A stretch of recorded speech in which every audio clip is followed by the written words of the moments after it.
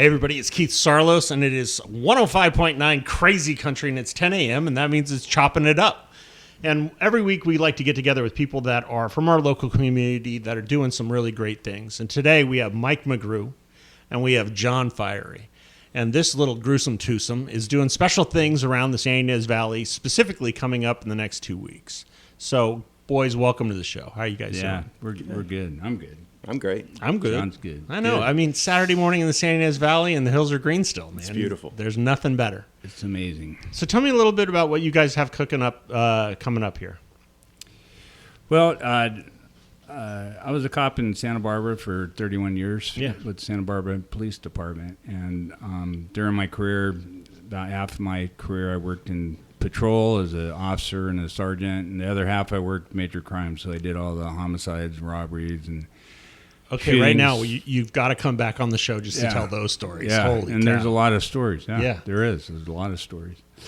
But before I retired, I started a program called 9/11 at Ease International, and we provide counseling services for first responders, and we've helped a lot of people. It started here in Santa Barbara, and it really took off. So we've been serving the Santa Barbara community, Santa Barbara County, for over 12 years. Yeah. And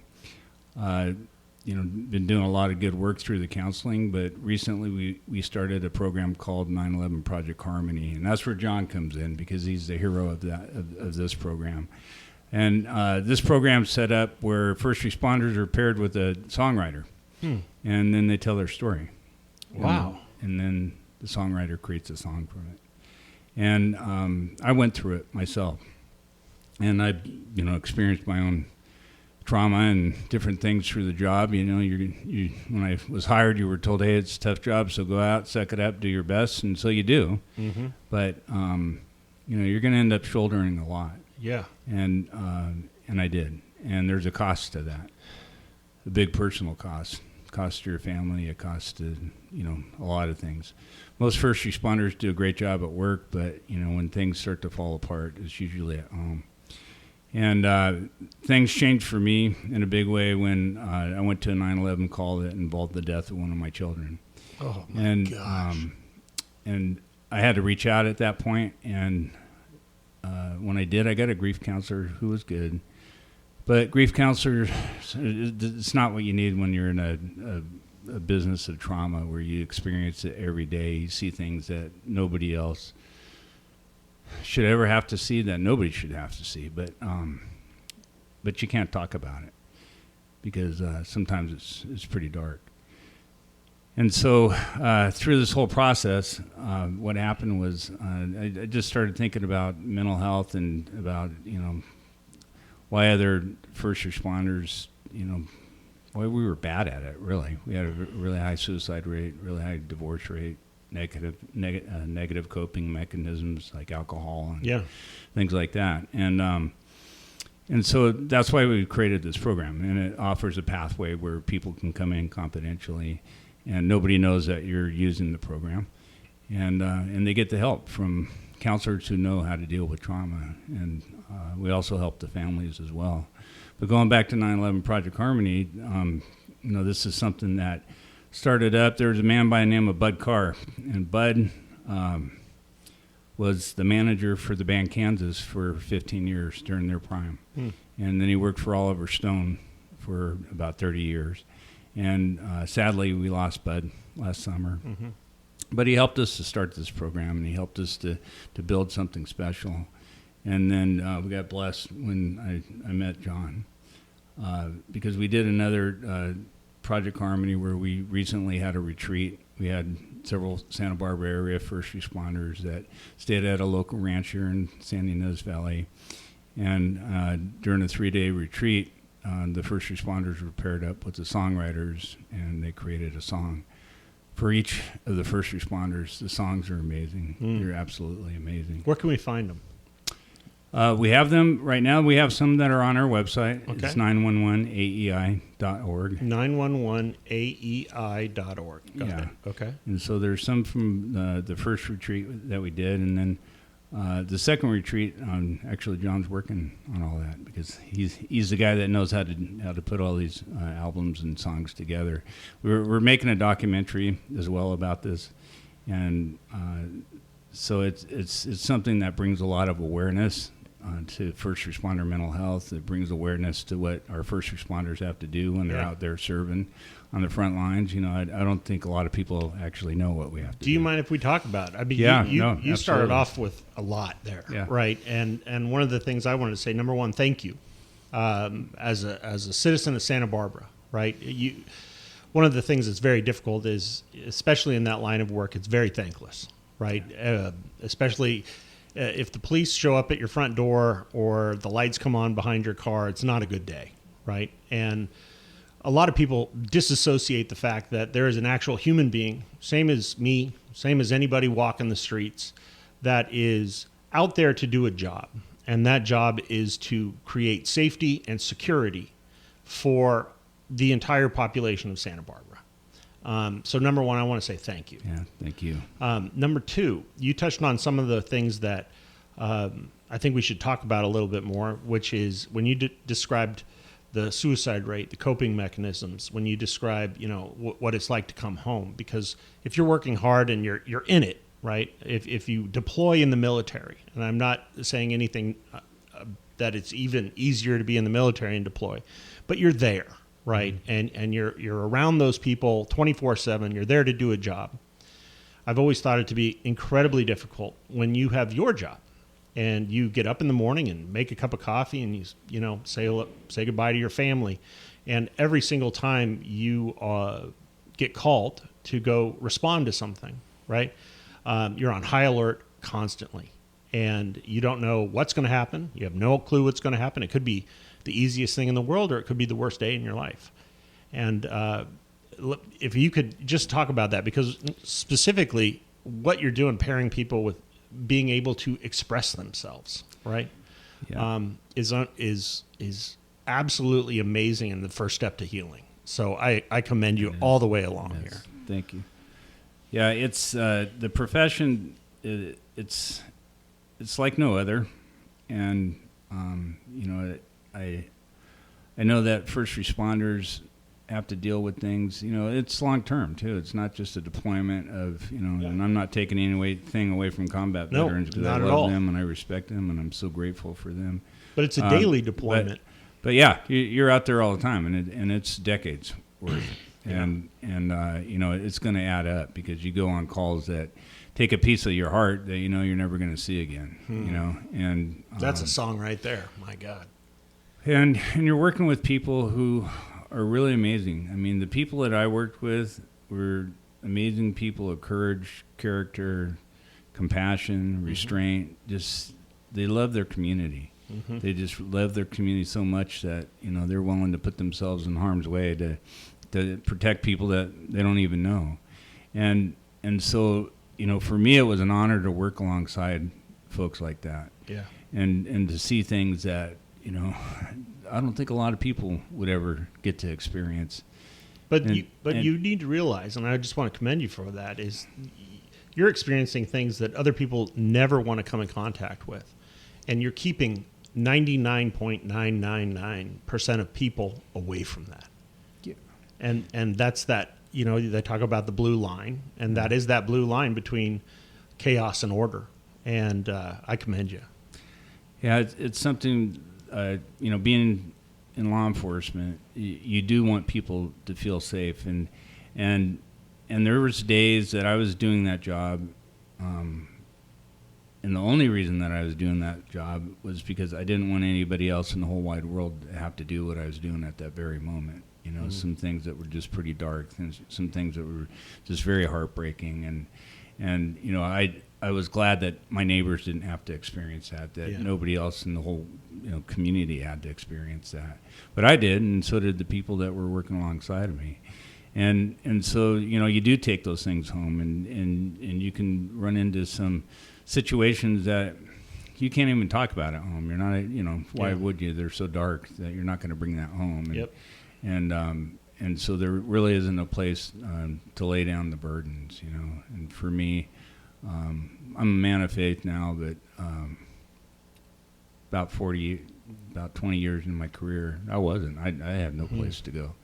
And so I did go to the bottle. I did drink, and that was my coping mechanism. And, I didn't get in trouble. I didn't, but that was a place where, I just kind of went home and chilled out. And, Yep. And it wasn't healthy, It's basically, I was checking out. I wasn't dealing with anything. I thought I was dealing with a hard day, but I wasn't dealing with anything. It was the culture that was set up. You were told, especially when you're working with homicide detectives, you're like, hey, have a drink. That was, because it's just, nothing makes sense. You just can't even make sense out of it. But, my faith helped me a lot. Yep. And then I found that through the counseling, which nobody ever wants to reach out and do, because there's a stigma to it. It's like there's a sign of weakness that you can't handle the job, right? Yeah. And there's a possibility that you could actually have your job affected. If you said, hey, boss, taking that dead kid out of mom's arms messed me up yesterday, and I use that example because it happened to me several times, and it does mess you up. Yep. But, you just put yourself at risk, where your boss could say, well, that's nice, Mike. Give me your badge, give me your gun, go sit over there, and we'll see if you're fit for duty. Yeah. And so you don't, you just don't even talk about it. You don't go to employee assistance programs. You don't go to insurance, because that could be on your record. And so you're just going to shoulder it, and, when I talked about the suicides, it's a real thing. I lost friends at the Santa Barbara Police Department and the Santa Barbara Fire Department to suicide. Really neat people that were, it was shocking when it happened, because these are the kind of people that were larger than life, just always there, just, filled the room, and whatever dark moment hit them, we lost them. Yeah. And we don't need to lose anybody like that. Especially when they're doing the job that they're doing. And then I had friends that drank themselves to death too. People that, while they were working, they had to check out, and just because of trauma and alcoholism, ended up losing their careers and dying, or people that retired, and within 2 years of retiring, they were dead because they drank themselves to death. So it's a real deal. Yeah. And it's something that we have to deal with. And I found that, so I really prayed a lot about it, and I thought about this program. I thought about, how do we make this easy and for people to reach out to, because and to get the right person too, somebody that can deal with the issues that these people have to deal with. Yeah. And that's what we did with 911 at Ease International. A first responder can call a number. Once they call that number, they become a number. I don't even know who's in the program. We've served over 13,000 first responders today. Say that number again. 13,000. 13,000. Yeah. So let's transition this. Great art is when you take a lot of pain and make something beautiful with it. Van Gogh's my favorite artist in the world. He was troubled, he was addled, but he started doing things that nobody had ever seen before. And he took all of that pain and made something beautiful. So how did you and John get together, and tell us more about this program and what you have going on, and how we can help take this pain that people are shouldering each and every day for us, and then say, how can we help and how can we give back? We, life just brings special people. Well, I believe God brings special people into your life, and for me, John was one of them. And just to sit and talk to this man, and just to hear his own story, and just to hear his heart. We spent an evening one evening just talking. Yeah. It wasn't about music. It wasn't about anything else. It was about it was about two guys talking. Yeah. And I said, this guy's a real deal. And then we started talking about the program, and the program where, just the power of it, because music is something that I always knew there was something amazing about it, because it could make you happy, it could make you sad, it could make you remember things. Yeah, that's the point. Right. But I never really understood the true power of it and the healing power that's in there. And I went through it, and when I went through the process and told my story, and it was just part of my story, it was the part that I wanted to tell at that time. Yep. I experienced this burden came off of me that I couldn't explain. Musical therapy. Yeah. And I got delivered in this song. I was just like, what just happened to me? Really? What in the world happened to me? Well, John's a guy that knows exactly what I'm talking about, and he's a guy that has a heart that loves on everybody. He's got an ear that listens to everybody, and people feel that, Yeah. and those are the kind of artists that we've been blessed to have in this program. Is the artists that want to help. Most of them don't even know what they're getting involved in. Yep. And it's like, hey, you're going to help some, rusty cops or some firefighters or, ER nurses or whatever it is. And they're like, oh, okay, yeah, I'll help out. Yeah. And I think John, he didn't know what he was getting into, but man, he was a natural once it happened, because I saw him just change some lives. And, there's a special song that he did. I'll let him tell you about it, because it's a beautiful story about a firefighter, and the song that came out of it is amazing. It's inspiring for a community that was hit with a disaster. But it's that's how we met, and we met over music. And I'm not even a music guy. I don't even play an instrument, But it wasn't just the music; it was the healing. It was making people strong, and that's what we really want to do. Our mission is to keep first responders strong, so that they can be at their best to serve their community. This sounds like a beautiful musical ministry. And so, John, give us your 2 cents. I call it a beautiful accident. Perfect. We had a mutual friend that connected us, and I got invited to the retreat last December. Yeah. And I didn't have a ton of information about what it was. That's I probably just heard good. Songwriters, counseling, good food, campfire, hanging out, music, and I was just... Sounds like John Fiorey's wheelhouse. I know, that's my love language. Yeah. And I was in from the beginning. It was an amazing experience. Awesome. I grew up playing music in church, so I've always been around, ministry and people and community. Yeah. But I'm also a professional musician, and so being able to use both sides of those giftings in one, scenario was amazing, and it was awesome, and it was great, and our friendship grew from there. I believe in what we're doing. We have a fantastic team, and we got some exciting things coming up too. So what's coming up shortly? What are you guys here to not just promote, but I love the fact that you guys just on the radio, number one, bringing something to light. Right, about something that, as you drive down the road, it kind of is in the back of your head. Right, nobody's thinking about the people that are putting their life on the line each and every day, all around the world, and specifically in our local communities, keeping everybody safe. Everybody has a hard time with the cops up until they dial 911 because they need them. Yeah. That's the truth of the matter, and the fact that the trauma that you guys are going through on a daily basis, and now, I love the fact that this program is here to do one thing and one thing only. It's here to unburden people. It's here to create something beautiful.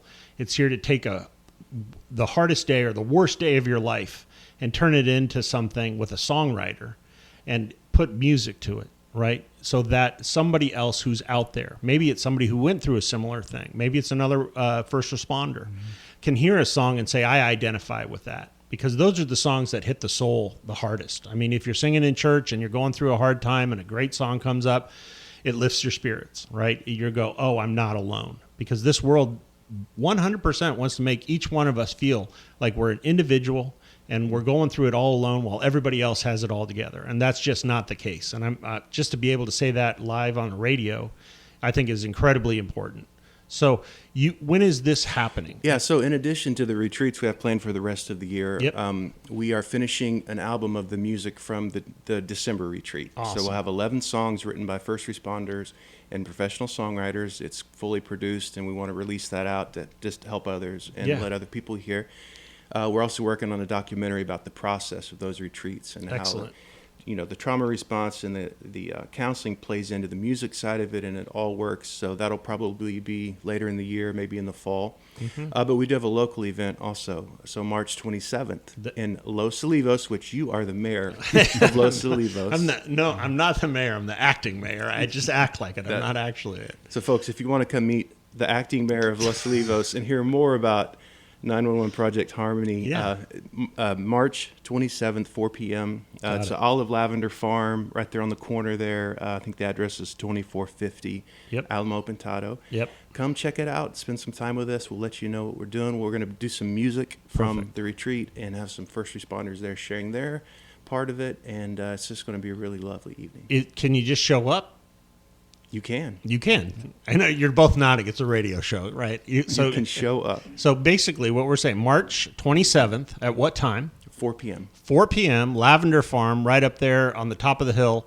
Not that lavender farm. Which one? There are so many lavender farms in Los Olivos. There's an abundance. Olive and Lavender Farms, 2450 Alamo Pintado. 2450 Alamo Pintado, the Lavender Farm, 4 p.m. Is there tickets? Do you come in, just sit down and listen? Come hang out with us. We'll have some snacks and drinks. Perfect. And we'll have a team of people there just letting folks know about what we're up to and what we have planned. I think that's absolutely fantastic.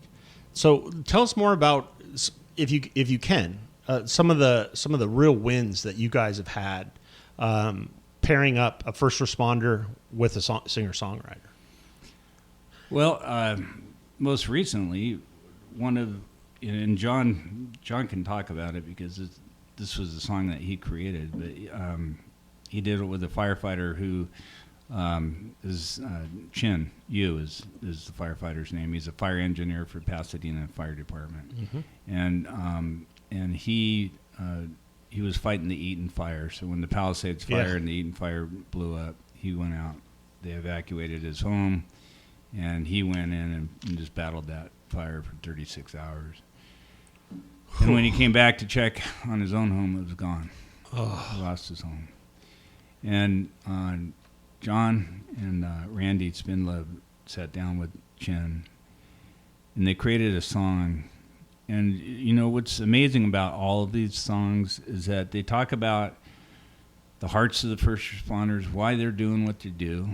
They talk about the difficulties of serving in the first responder industry. But they always end it with hope. And they always end it with something good. And that's not intentionally. We don't tell them to do that. I just listen to it and I watch it happen.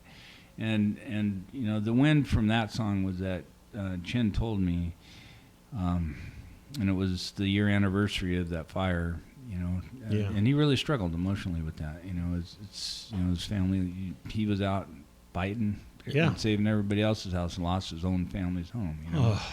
And he said, that song got me through this week. He said, Mike, that song got me through this week. Yeah. And he just wanted to thank us, and thank John for what he did for him, And I think there was a therapeutic process through all of the whole songwriting experience for him. John can talk about it, but the first responders are not the only ones that get hit in this program. The songwriters get hit in this program as well. Of course. And, the people who listen to the songs, like you were saying, music is something that you don't even have to be a first responder to be touched by these songs. No. The song that I had, I can play it for somebody who's not a first responder. They'll begin to weep, because it touches them right where they are. You know? It's music, and it's a universal language. It is. Yeah. And one of the most, one of the most beautiful things that while you're saying that is, what you're really doing is you're putting two people that are trained in two different things together, right? You're an artist, in my opinion, and John, please speak on this, is someone who takes something they have inside of them and they have to get it out, right? Some people throw paint at a canvas. Some people throw, clay and turn it into a pot and make something that's completely useless into something useful. But when you take someone that has pain or has gone through something, and then you pair it with someone who is trained in the art of taking something painful and making it beautiful, That's a very, very potent combination, because you're basically there going, oh, tell me more. Okay, let's do this. And then by the end of it, they took just like you're saying, if he's just singing about going out there and John, I'm running on too long here, John, jump in. But if you're talking about somebody who came back from, doing their job and fighting a fire only to lose their own, right? I mean, the irony of that is unbelievable and tragic. But if you can make a beautiful song out of that, so anytime your brain in PTSD or anything else runs back to it, maybe you can run back to the song versus the experience and how you felt. And maybe you can replace that piece of pain with something beautiful that when you're listening to it, you maybe lean back and feel good, not about what happened, but at least something beautiful came out of it. Yeah, several of the first responders at the end of the retreat said, you were able to take my trauma and my pain and the things on the inside and actually put them to words. Yeah. And allowed me to express it. But they also have a living, breathing piece of art in a Yes. song that they can take for years and they can play for their families. And they can. But with Chin, he had an incredible story, and they actually captured it live on CNN. He had lost his wedding ring in the fire. And He's that guy. He's that guy. No kidding. And they live on TV went This to... is a song. And, Holy cow. well, here's the great part. So they were able to find his wedding ring on camera and had a great moment where he got it back. So we took that bit of his story and put it into the song. Beautiful. And so that's the whole Beautiful. point of why we do what we do in these retreats, is to take these hard, traumatic, painful experiences and stories and switch them over to something really beautiful and valuable and special that can bless them, their families, and then everybody else that hears it. That's the goal of what we're trying to do. I mean, you think about music. While guys are talking, I'm thinking, some people have a song where it's their first dance with their wife or their husband, and that becomes, and whenever they go back to that song, they're right there in that moment, right? Or I remember I have one song that I listen to a million times. You get the little Spotify thing at the end of the year, and for 7 years now, 6 years almost, this next year when my dad passed away, I listened to this one song over and over and over, and I just dumped everything I had inside of me into that song. And it almost, I would listen to it when I hated it. I would listen to it when I loved it. I listened to it when I missed him. I listened to it when I was when a great thing happened in my family's life that I wish he was there, right? I attached that feeling to it, and it sounds like that's exactly what you guys are doing. Yeah, not only have we seen this work over and over, we have actual evidence that this type of music therapy is powerful and it does work. 13,000 people. 13,000 people. That, I mean, this ministry, and really that's what I'm going to call it. It's when you're doing something that is above and beyond, when you're not putting finances in front of it. Right, like I'm going to write a song and make $1 million on this song, which a lot of people who pick up a guitar want to do eventually in their life. But if you're doing something and you just want to attach something to it, make something beautiful, and then put it out there in the world, so maybe it could help somebody else, but maybe it just helps you. That's the most beautiful form of art that there is. It truly is, because then all of a sudden there it is. It's sitting there, and being able to work through your grief, right, by talking to somebody and saying, well, this happened, and somebody writing it down, and then it's almost like you're unloading yourself onto somebody, and then they're taking it and they're packing it, and they're taking that big chunk of clay and molding it into something useful and beautiful, like a pot or a vase or something that you're like, I'm sure every time you hear the song or you hear any of these songs, you take a deep breath and a deep sigh, but hopefully it brings a smile to your face. Yeah. So on the 27th at the Lavender Farm, just show up. I mean, if you've heard this show, if this has touched you in any way, show up, show your support, get involved. I think that's probably the best thing I could possibly ask of anybody listening to this, because when John, when you go, hey, I got somebody who needs to be on the radio, you definitely need to be on the radio. You definitely do, because bringing awareness to people are the people that stand, who say it differently. I'll say it in the way I was thinking the whole time you were talking when you talked about your faith. There are very few people in this world that when the Lord asks, from whom will I send? Stand up and say, for here am I, send me. Yeah. And that's all I'm hearing out of your voice. And there is a cost to be paid for that. And now you and John together are working on something absolutely beautiful that I can't help but want to support and want to get behind. We have 1 or 2 minutes left. Please, this is the humble brag portion of this program. I mean, we hopefully say it again because people just tuned in. Tell us all about the program. Tell us where they can find you guys, how they get involved, and how they can support you. The best way to support us is to go to 911aei.org and look and see what we're doing. Yeah. It's got on there, it shows the counseling services that we offer that gives people the opportunity to receive those if they're a first responder, and we serve their family members as well. And then it also it talks about the 9/11 Project Harmony program that we have, and how you can support that as well. You know, we're funded basically through donations, community donations. That's really where all of our funding comes from. There's foundations, family foundations that help us, but there's also individuals. And I have to say that even the smallest donations are some of the most special ones to me, because I know that the person's just saying, no, I want to help. This is my part, you know. 2 pennies in the box. Yeah, and it's amazing, and it does have an impact because people, they should know that when they are helping a first responder, they could be saving a life. I've had first responders who said, hey, Mike, the day I called, I was going to commit suicide. Wow. And, you know, today I'm celebrating my kid's birthday. And so to hear those kind of stories, you know, it's amazing. And to see just people thrive just by, you know, dealing with stuff that they're not alone. Like you said, you know, people think they're alone, but they're not. And this program also, you know, it helps other people. The cops and firefighters, they're not the only ones that go through trauma. Yep. You know, we go through a lot more than the average person, but you know, if somebody's struggling with something, well, you're there first. Yeah. But if somebody's struggling with something, you know, there's always help out there. There's always hope in any situation. And I think when we share our testimonies, and that's what happens a lot with this program, with the 9/11 Project Harmony, is that people are sharing their testimonies. They're sharing their hearts. They're sharing some deep stuff.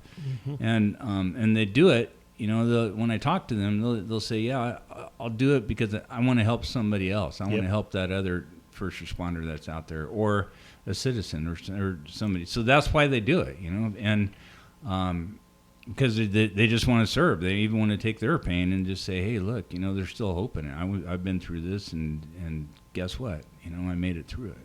Once a servant, always a servant. Yeah, and so I'm just really excited to be able to, you know, I love being a cop, but this season of my life has just been so meaningful because I'm helping those who are out there, you know, doing a tough job, putting themselves in harm's way, and we're keeping them strong. And we didn't have that. We never had that when I was a cop. You're the first responder to the first responders. Yeah. I mean, in all honesty, that's a great way to put it. And by the way, just everything that you guys are doing here today, 13,000 people, that number just keeps rolling through my head. And this is a Disney movie waiting to happen. This is a top 10 album waiting to happen.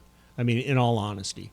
And the more that we can get all of this information out and support it and grow it, sky's the limit, because every day something bad's happening. Every day somebody's showing up first. Mm-hmm. And what you are doing is creating a therapy and a therapeutic event to take pain and turn it into something beautiful. And I couldn't commend you guys more. So, one more time, where are they going to go, what time, and what are they doing? Okay, listen closely. 2450 Alamo Pintado Road, Olive and Lavender Farms. Yeah. March 27th, 4 p.m. Food, drink, community, hanging out. We're going to do a performance. We'll share some of the music from the retreats and hear from some first responders that have been through the program, and just share everything about what we're up to. How soon are you going to get this album online? That's a good question. I'm up. shooting for early summer. Okay. It's 85% finished. So April 1st, perfect. Yeah, it's close enough. Get there. Can't wait to share it, though. I want to say thank you, number one, to you and everybody that you are serving. Without them, this is a lawless world, and worse things happen. And someone has to show up first. Someone says, for here am I, send me, signs up. and then carries the burden for the rest of us. And I know saying thank you is not enough, but I greatly appreciate it. And I'm sure there's a lot of people in the San Ynez Valley community and here at Crazy Country that absolutely feel the same way. I think what you two are doing together is one of the most beautiful things I've heard in a very long time. And I feel very grateful and very humbled that you guys would come on today and talk about not only your pain and your service, but what you two are doing together to turn the tide, in all honesty, and give an outlet for people who are burdened and carrying things that they should never have had to carry, but they said I would go. It's absolutely beautiful. Thank you guys both for being here. Appreciate it very much. Thank you for having me. This has been Keith Saarloos on Crazy Country, chopping it up, 105.9. Back to your regularly scheduled programming. Have a great day, everybody. Have a beautiful Saturday. And next time you see a first responder, give them a wave, slow down a little bit. And if you see someone wearing a uniform, why don't you just say thank you for what you do? That'd be very appreciated. Have a great day, everyone.